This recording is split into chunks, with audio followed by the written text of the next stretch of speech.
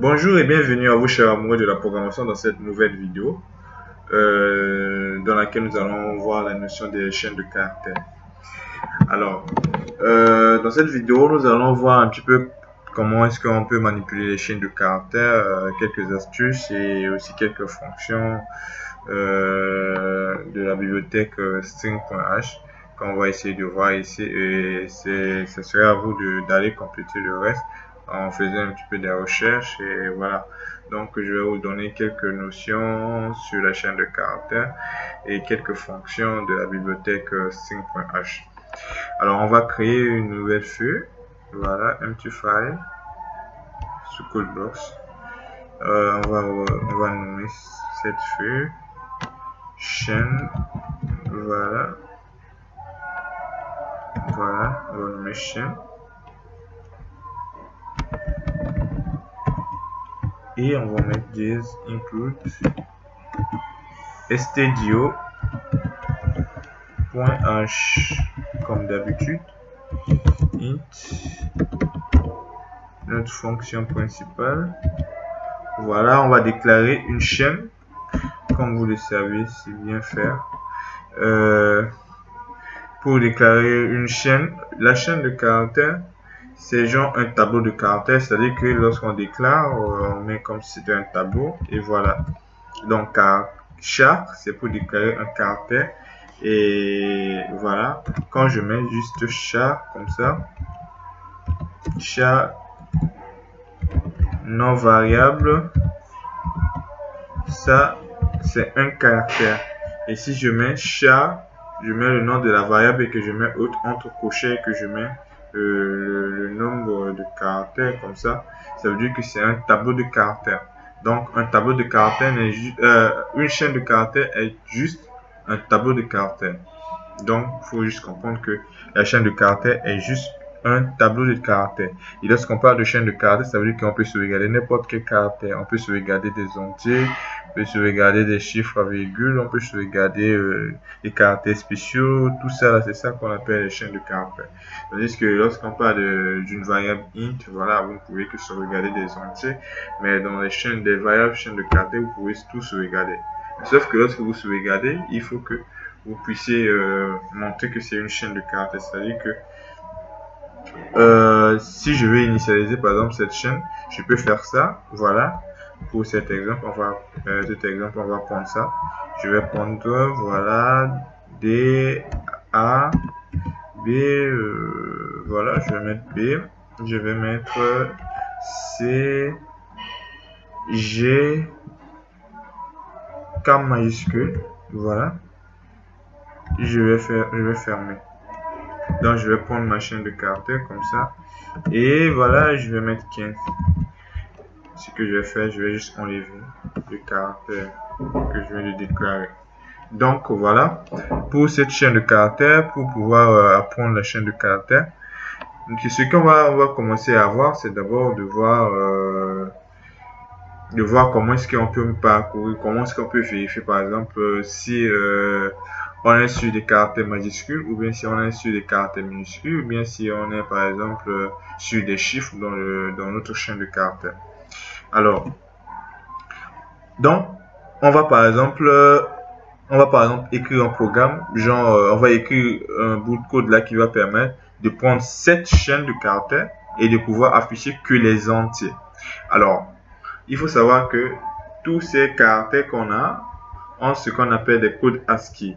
Donc les codes ASCII, ce sont des codes qui sont reliés à chaque caractère. Les caractères spéciaux comme les chiffres, comme les lettres majuscules et les lettres minuscules. Donc ils ont tous ce qu'on appelle un code ASCII. Et ces codes ASCII, on peut les utiliser directement pour pouvoir déterminer quelque chose qui se trouve dans la chaîne de caractères. Alors après vous allez faire des recherches. Et si vous avez aussi bien suivi cette vidéo, vous allez garder juste cette notion par exemple des entiers, des lettres majuscules et des lettres minuscules. Donc ce que je vais vous donner tout de suite là, si vous êtes attentif, vous allez garder ces trois choses là à la fin de cette vidéo, et vous pouvez l'utiliser ultérieurement. Donc pour les entiers, pouvoir avoir les entiers, il faut savoir que le code ASCII de 0, c'est 48. Donc 48 pour aller donc de 0 jusqu'à 9, il faut faire 48 plus 8. Donc 48 plus 8 pour pouvoir aller jusqu'à à 9. Donc 48, 0, donc 57, 9. Donc pour pouvoir afficher les valeurs entre, entre 0 et 9. C'est le code ASCII de 48 jusqu'à 49. C'est-à-dire concrètement quoi? Il faut savoir qu'on peut parcourir aussi une chaîne de caractères. Donc, je vais déclarer une variable de type int ici. Et cette variable int, ce que je vais faire, c'est quoi? Je vais rentrer dans une boucle et je vais dire que i va commencer à 1. Et je vais dire ch de i. Voilà. Je dis je vais parcourir la chaîne de caractères. Donc je vais parcourir ma chaîne de caractères et je vais dire tant que genre il va parcourir la boucle jusqu'à ce que il rencontre le caractère de fin de chaîne. Le caractère de fin de chaîne c'est anti-slash et 0. C'est ça qu'on appelle le caractère de fin de chaîne. Voilà. Donc il parcourt la chaîne jusqu'à ce qu'il rencontre le caractère de fin de chaîne et on avance i. Ce qui fait, c'est quoi? C'est-à-dire que, attention, je fais un CTRL Z. Je fais un CTRL Z. Voilà. Je sors. Et là, j'ouvre, voilà, mes crochets. D'accord. Donc, ce que je suis en train de faire, c'est quoi? Je parcours la chaîne, mais caractère par caractère. En faisant CH de I. C'est-à-dire, si je vais afficher CH de I, qu'est-ce qu'il va afficher? Il va afficher chaque caractère. Donc, je vais, avant même de pouvoir faire l'exercice, je vais essayer d'afficher juste mon caractère, genre le CH de I, et vous allez comprendre. Donc, je vais faire ça. Je vais afficher la chaîne et je mets genre espace.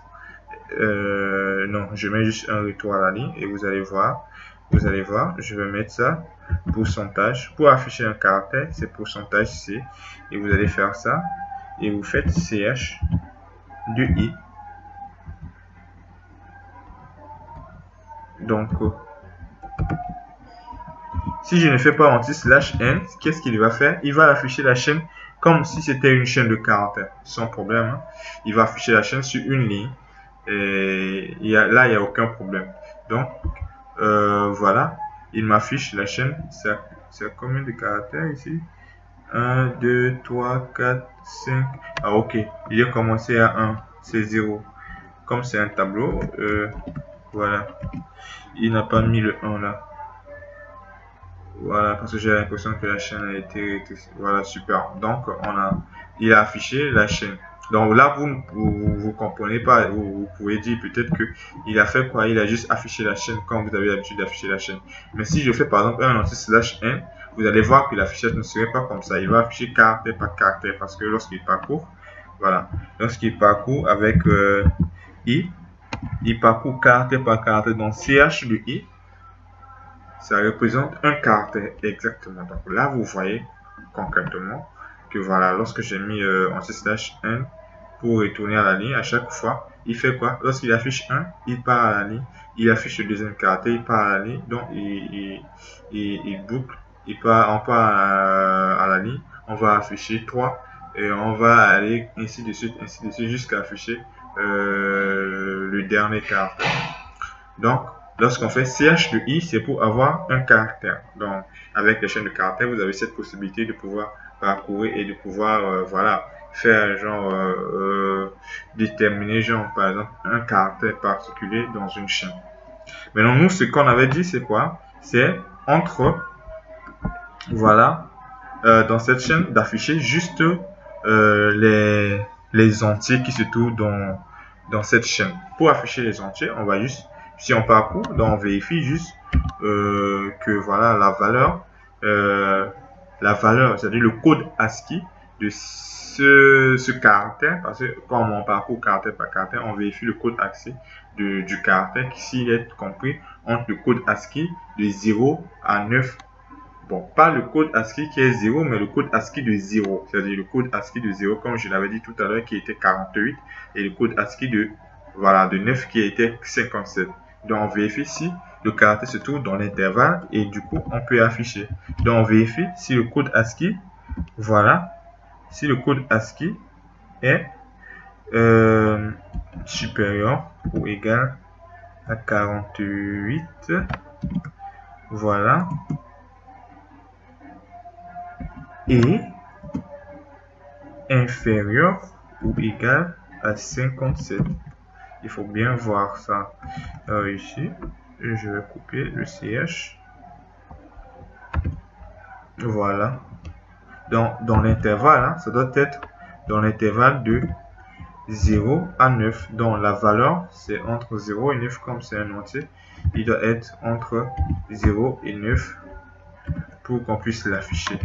Donc si je compile ce programme, qu'est-ce qu'il va me faire? Il va m'afficher le 1, 2, 3. Et les autres caractères, il ne va pas me l'afficher. Voilà, il m'affiche 1, 2, 3, il fait un retour à la ligne, mais cette fois-ci, on n'a plus besoin d'un retour à la ligne. Donc, je vais enlever anti/n. Je vais juste compiler encore de nouveau. Voilà. Je fais F9.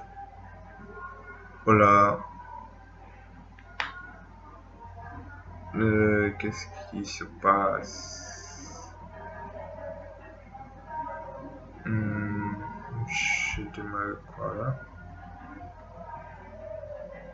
Bah voilà, je n'ai rien démarré en particulier. Super.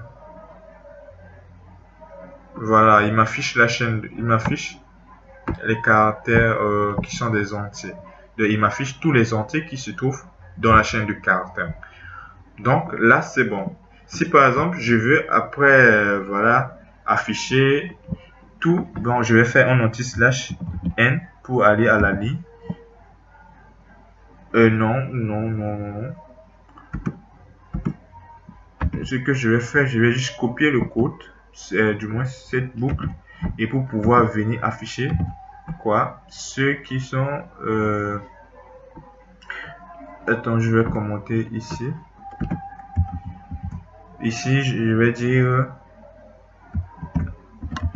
affichage des entiers. Voilà. Et je copie, je commente là. Je vais dire affichage des lettres majuscules. Donc, je fais maj. Vous allez comprendre. Et pour les lettres majuscules, il faut savoir que ça commence à 65 du moins. Voilà, 65. Et 65 plus 26. Donc si je mets 26 ici, ça fait 1. Ça fait 91. Voilà, jusqu'à 91. Voilà. Ici, c'est voilà les lettres majuscules. Donc si je compile, vous allez voir en haut. Bon voilà, je vais juste mettre genre un retour à la ligne juste là, pour que lorsqu'il affiche les entiers là-bas et qu'il vient ici, qu'il fasse un retour à la ligne avant de pouvoir afficher les chaînes de caractères majuscules là, les caractères majuscules. Donc si je compile, voilà, voilà, super. Donc vous voyez que donc si je viens là, vous allez voir, voilà. Vous voyez que il m'affiche premièrement les entiers 1, 2, 3.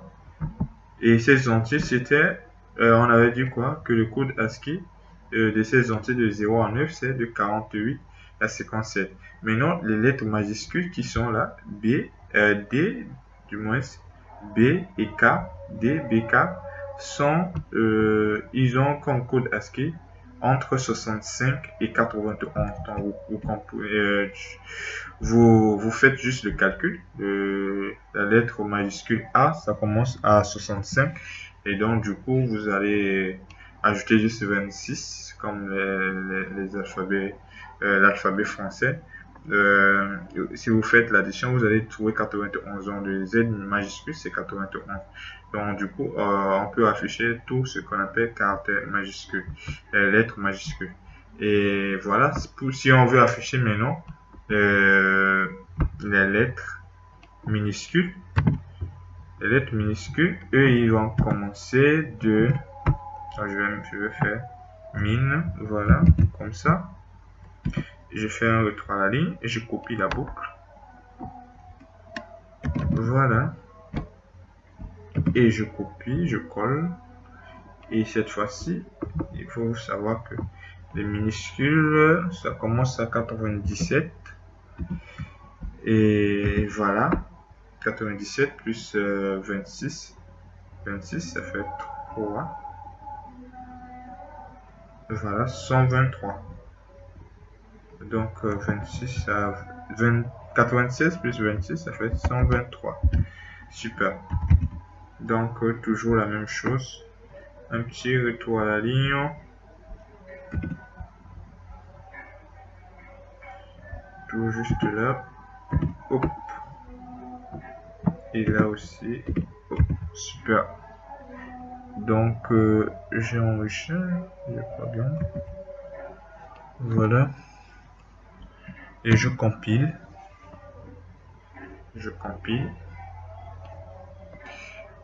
Alors vous voyez, pour les chaînes de caractères minuscules, il m'affiche. Donc voilà un petit peu comment est-ce qu'on peut manipuler les chaînes de caractères. On peut parcourir les caractères par caractère pour pouvoir manipuler une chaîne de caractères. Et pour manipuler, il faut voir lorsque vous parcourez la chaîne de caractères.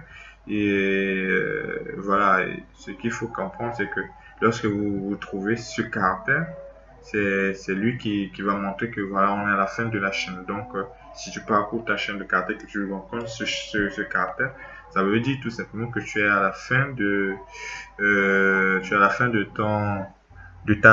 ta chaîne. Donc, du coup, tu ne peux pas continuer le parcours. Donc, voilà, on peut voilà, manipuler chaque caractère de notre chaîne de caractères en utilisant cette manière de faire en parcourant la chaîne de caractères. Et voilà, comme ça, en utilisant le nom de la chaîne et puis l'indice de parcours pour pouvoir déterminer et afficher, voilà, comme ce qu'on vient de voir dans cette vidéo. Alors, comme aussi je vous avais dit, en plus de ça, on va avoir quelques notions en ce qui concerne les fonctions. Quelques fonctions, deux ou trois fonctions de la bibliothèque string.h.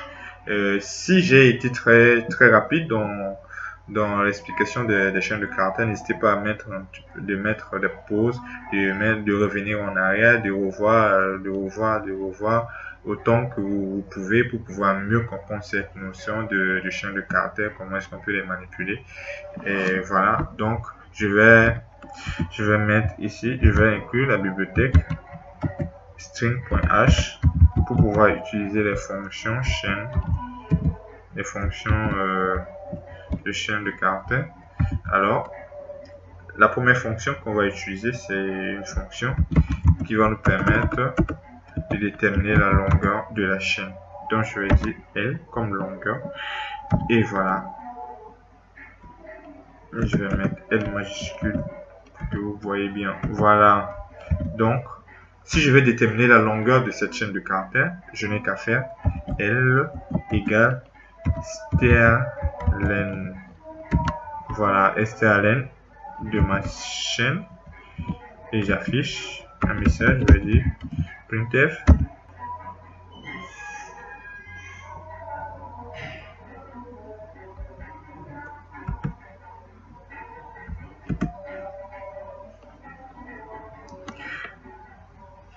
Voilà, donc je vais dire la longueur la longueur de ma chaîne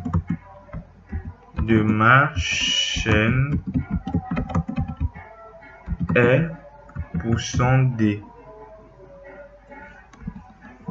Voilà, la longueur de ma chaîne est %d et je vais mettre L.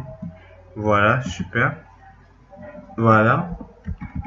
Et donc, si je compile, qu'est-ce qu'il va me dire? Il va me dire que la longueur de la chaîne est 10. Et nous, on va compter ensemble. 1, 2, 3, 4, 5, 6, 7, 8, 9, 10. Donc, la longueur de notre chaîne, c'est égal exactement au nombre de caractères qui se trouvent dans notre chaîne. Donc, voilà une fonction qui permet de déterminer la longueur d'une chaîne de cartes données. Et la fonction s'appelle strlen. Et pour utiliser cette fonction, il faut utiliser cette bibliothèque string.h. Si vous n'utilisez pas la bibliothèque string.h, vous ne pouvez pas avoir accès à cette fonction.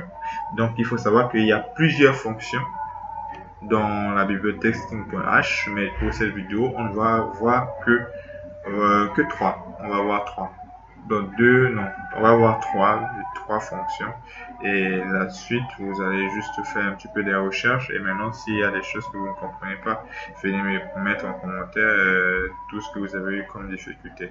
Et je me ferai le plaisir de discuter, de faire une vidéo un petit peu plus détaillée sur ces notions-là. Voilà, donc la fonction strlen permet de déterminer la longueur de la chaîne de caractères. Cette fonction strlen détermine la longueur de la chaîne de caractères.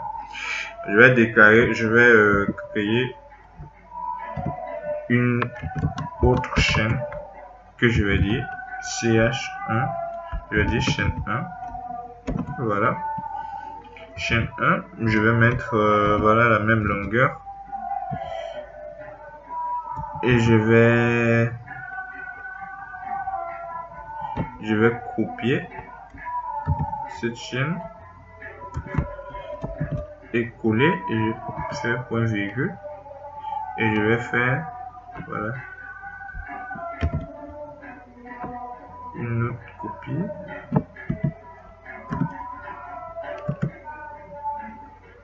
Voilà, je vais dire chaîne 2. Et là, ce que je vais faire, c'est quoi? Je vais faire une comparaison entre cette chaîne et cette chaîne, et cette chaîne et cette chaîne. Par contre, ici, je vais juste enlever le quart. Voilà, je vais enlever le quart. Donc, du coup, cette première chaîne est égale à cette deuxième chaîne. Et c'est seulement la troisième chaîne qui est différente. Donc, je vais d'abord comparer les deux chaînes, les deux premières chaînes. Pour comparer les chaînes avec la bibliothèque string, vous avez la fonction qu'on appelle strcompare. Donc, string compare, qui est strcmp. Voilà. Et en paramètre, vous envoyez vos deux chaînes. Donc, nous, ici, on a ch et on a chaîne 1. Et donc, lorsque vous faites la comparaison et qu'il vous retourne 0, cela veut tout simplement dire que, voilà,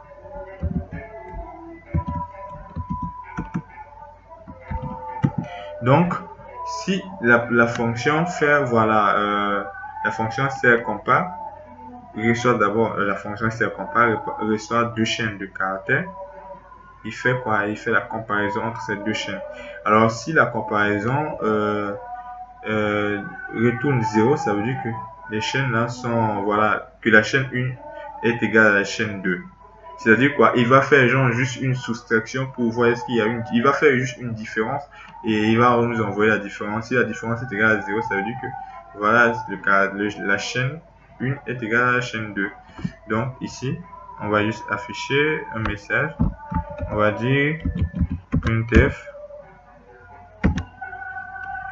ch est égal à chaîne 1. Et je vais mettre un /n. Ici aussi, je vais mettre un /n. Voilà. Et je vais copier ma fonction je vais venir mettre cette fonction ici. Par contre, celle-là, je vais la comparer avec chaîne 2. Je vais la comparer avec chaîne 2. Et je vais dire CH est égal à chaîne 2. Donc, voilà.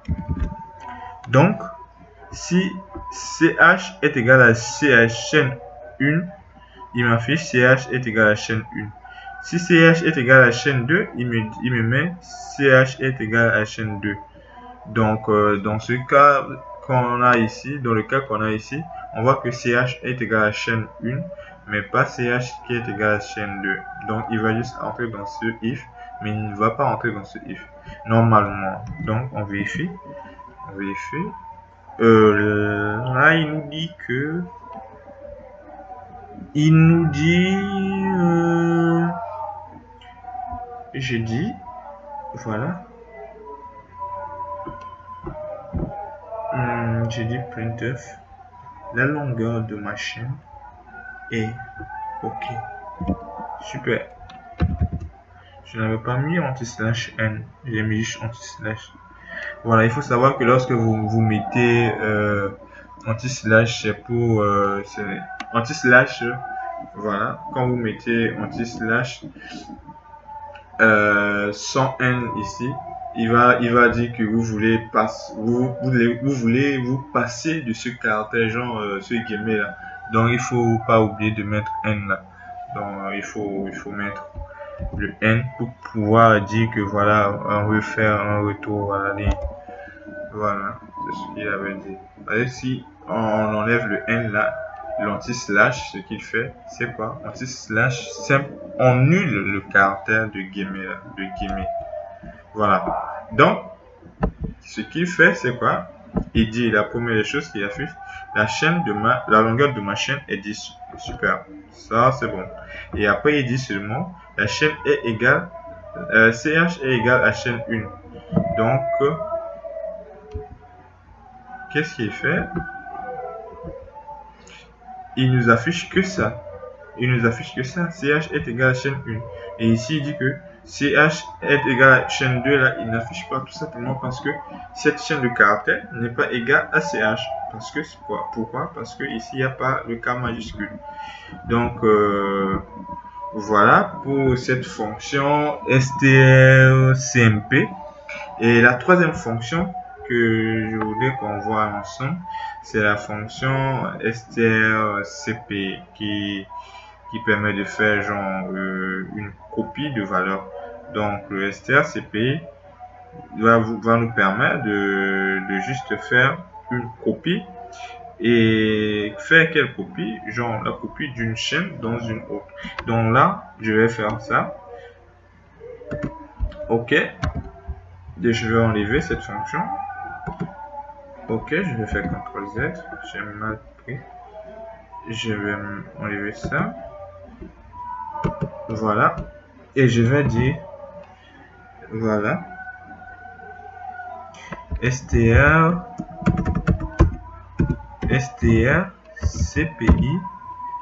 Et ce que je vais mettre, c'est ch chaîne 2. Voilà, chaîne 2. Et attention, je mets virgule et je mets ch. Voilà. Et je vais faire un printf.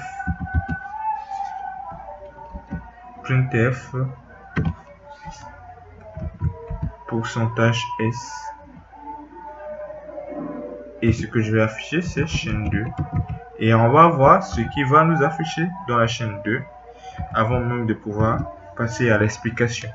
Donc ici, on voit que la chaîne 2, c'est 1, 2, 3. Et on a utilisé cette fonction strcp, strcopy. Et on a utilisé chaîne 2 et ch. Et on a affiché chaîne 2. Est-ce que la valeur va rester 1, 2, 3 ou bien la valeur va changer? Allons découvrir ça ensemble.